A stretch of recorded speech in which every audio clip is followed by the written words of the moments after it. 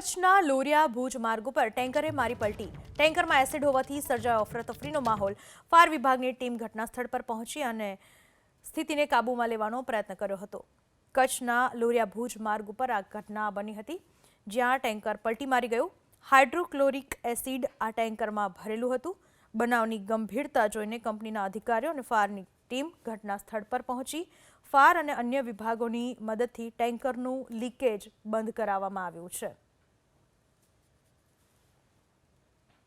કચ્છના લોરિયા ભુજ માર્ગ ઉપર ટેન્કરે મારી પલટી. ટેન્કરમાં એસિડ હોવાથી સર્જાયો અફરાતફરીનો માહોલ. ફાયર વિભાગની ટીમ ઘટના સ્થળ પર પહોંચી અને સ્થિતિને કાબૂમાં લેવાનો પ્રયત્ન કર્યો હતો.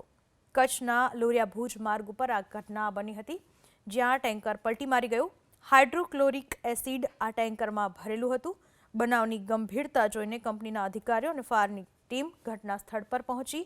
ફાયર અને અન્ય વિભાગોની મદદથી ટેન્કરનું લીકેજ બંધ કરાવવામાં આવ્યું છે.